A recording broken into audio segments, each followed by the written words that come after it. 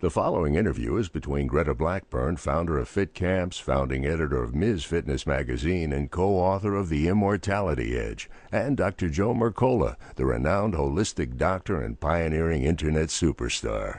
For information about The Immortality Edge, check out the Facebook page. And for more information on all 100 is the New 50 projects, please go to www.maxlife.org. And now, Greta B. and Dr. Joe Mercola.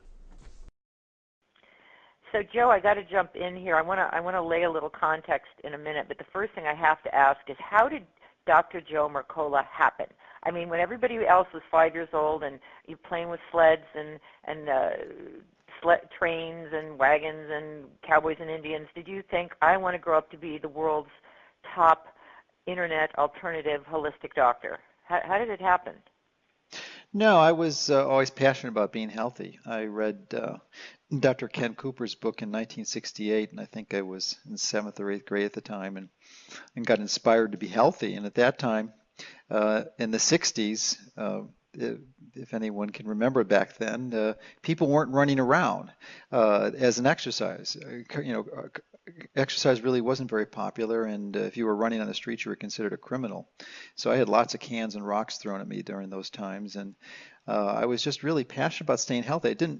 I studied nutrition a little bit, but realized, and I had a passion for science, and I wanted to actually was going to be an astronaut initially, but then I had some experience with the federal government in the United States and realized that collaborating with the military wouldn't be a good idea. Realized that pretty quickly, and I'm glad I made that decision. So I decided to go to medical school and pursue health, and I've always been passionate about technology and science, and just integrated both of my passion with technology and ability to and passion for health, and the combination was really providing a newsletter to help serve people and share the information I was learning. So you're just hardwired for this. Yeah, it seems like it. Basically circumstances. There could have been in retrospect, more efficient ways to get to this process, but it is what it is, and hopefully with technologies that you're advocating, embracing, the messing up with a few years here and there isn't going to matter, because we can add 10, 20, 30, 40 years or more of high quality years on the long end, which has not been available prior to human history.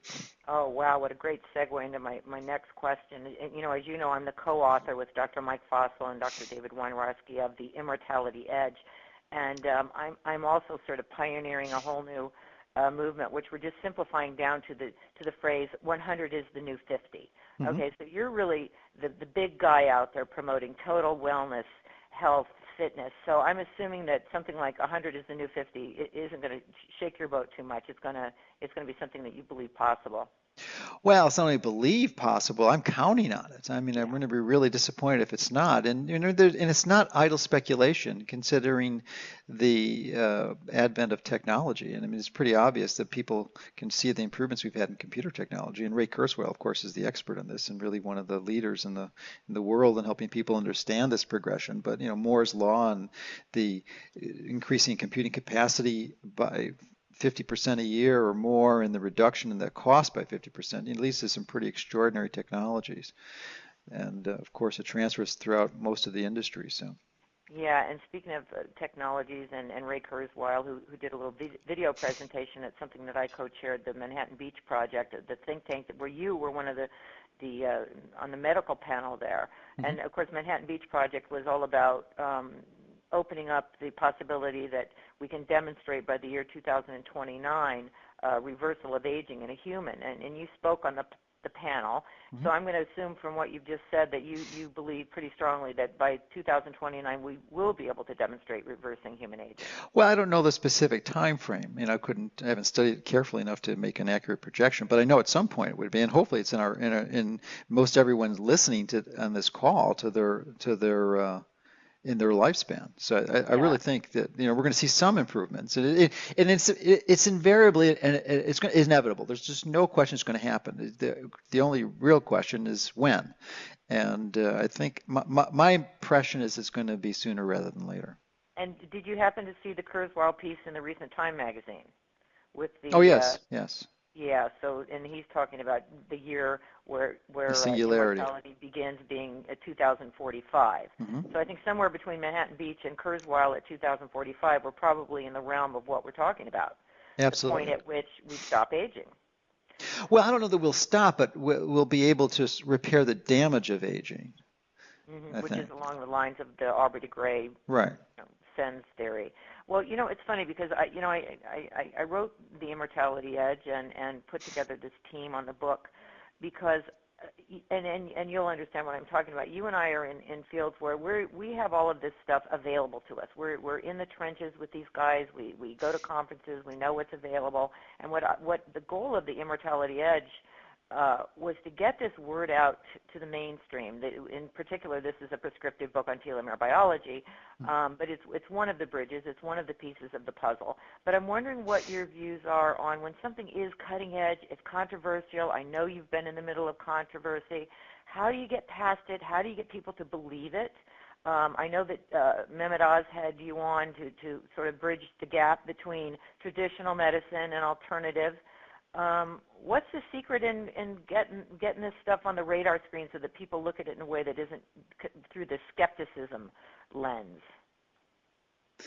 Well, there's a large number of reputable biologists and scientists who are working on this, so it's just a matter of presenting their information in a way that people can understand and really digest, and then take the fruits of that effort and apply it to themselves and offer it to them. I can't force everyone to apply this. I mean, there's a lot of good things that we know today that only a fraction of the people who really need to be using them are using them. So ultimately, it's incumbent upon the individual listening to it. And there's strategies, of course, of sharing information. That's one of the ways that we've become popular and really the leading health website out there, at least for natural health, and we're the third most visited health site in the world. So there's ways that you can communicate that with the technology and the internet.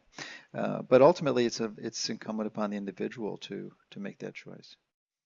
Yeah, I agreed. So we're here to talk about high intensity interval training, but I wanted to lay a little background because I believe it's part of this puzzle. This 100 is the new 50. This crossing the bridges that will get you to that other side where aging slows down, stops, possibly reverses. In the Immortality Edge, we talk about Phil Campbell, and I know that you. Actually, it's funny because you came to my sit camp. It was about a year ago now, and I was Most of the curious. day, yes. Well, Yeah. a little bit less, but just about. Yeah, so it's kind of funny. That's total serendipity, I'll call it. How long when you landed in Cancun, was high intensity interval training on your radar? To what degree was it, and how did that change out of working with Phil at the camp and your experience? Well, I was aware of it primarily through the work of Al Sears, Mm-hmm. and sought to apply it from his recommendations, but they were just too nebulous and generic and non-specific. And actually, I did develop an injury because I just started sprinting without proper stretching or building up to it. So I wound up tearing my hamstring attachment to my hip bone. And it's still kind of a nagging injury that Yeah, prevents me from I've doing seen things. that happen if people don't enter into this kind of workout Yeah. So, appropriately. but Yeah. even in barring that injury, it's still he didn't provide enough details and had no information about the influence of growth hormone and the benefits of that, and just really, but prevented him from compelling arguments to use it. So I was sensitized to it, knew of it, but just didn't have a practical tool. But Phil was I'm really so grateful for you and helping me connect to Phil and really providing a whole new revolution of exercise in my mind, and helping other people understand this, because it's just so crucial to really improving your long-term health. And I got to give a shout out to his. And I know you've got your your workout component. Is it peakperformance.com? No, I think it's peak.mercola.com. Okay, so But I don't know. You just type in Peak 8 Mercola on and Google you'll and it should get come it. up. Yeah. Yeah, and Yeah, Phil I know we Campbell. kind of I stole just the think of peak Phil eight from Campbell. him. I mean, You know, he started the sprint eight, and I didn't really want to copy that directly because we right. added some other elements to it, and it's not like we stole it or anything. He knows exactly what we're doing. So Oh, I know. He's a good buddy of yours, and vice versa. And just FYI, his website for people who want to look into that is www.readysetgofitness.com. I've actually got a DVD coming out here pretty shortly, Figure Eight, which is for women, and it's a walk people through it, sort of educational experience. But anyway, I'm wondering now that you got in touch with Phil Campbell, hmm you got in the trenches with this. If we were going to put a pie chart up on the wall and call it the health and fitness pie, what piece of the puzzle would high-intensity fitness training be? Would it be a 10% slice of pie? Would it be 20?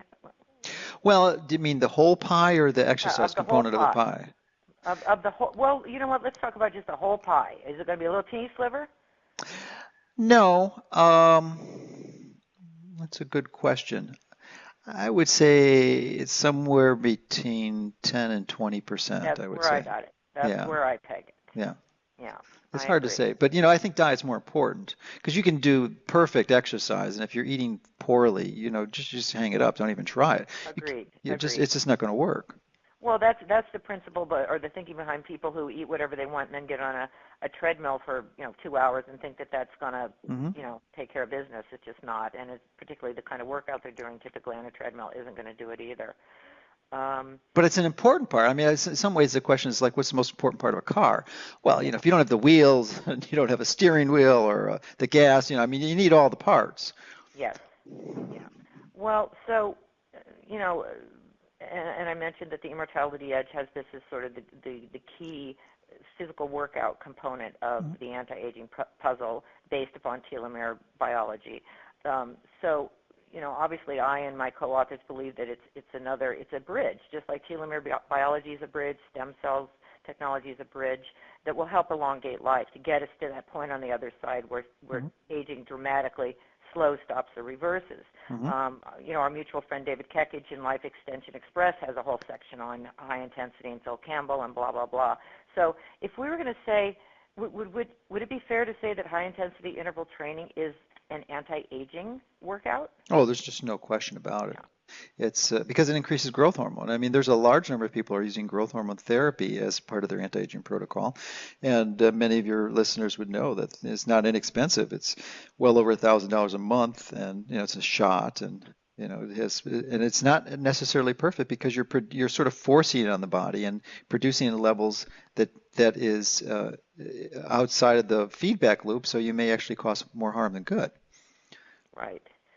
I'm wondering, and this is somewhat off topic, but maybe not because I don't know the answer to it yet. What current insight is the most important that you've gained that you would want people not to forget? Well, health is key. We're at this point in time, at the beginning of 2011, we're going through some economic challenges, at least the United States is, and I think it's going to get worse. So that's an issue. If there's an economic collapse, it's difficult to stay healthy when you can't buy food, as we've seen in countries like Egypt and such. So, I mean, that's a big thing, and people need to see the big picture, so you have to make preparations for that. But with respect to health, I think the key is I think that, and really with this, in light of this conversation, I think one of the most important keys is to bust the aerobics myth that, I certainly fell under the influence of for well over 30 years, and thinking that, all this cardio is going to be great, and it is good, but if you have a choice, you really almost don't need any cardio, and I've stopped pretty much most all cardio for over a year now since I started doing the Peak 8, and Well, I remember your before and after pictures. You had taken pictures either at the camp or just before, and then you sent me pictures, I think, 6 weeks later, 2 months later. mm-hmm. Phenomenal. Yeah, it made a huge difference, and I was able to actually cut down the amount of time I was exercising, lose a lot more body fat, and gain muscle mass based on body composition analysis. Well, let me ask you something. Having seen your latest, I believe it was your latest newsletter where you had the power plate demo. Yeah, that's actually today's as we speak. Yeah. Yeah. So I'm curious. We're talking high-intensity interval training. I think power plate and vibration technology is great. Is there an intersection? Can we imagine an interval training on a power plate? I don't think it's necessary. I never thought about doing that, but because they produce somewhat similar benefits with respect to growth hormone. And actually, I don't know many. I'm sure there's some, but there's probably very, very few people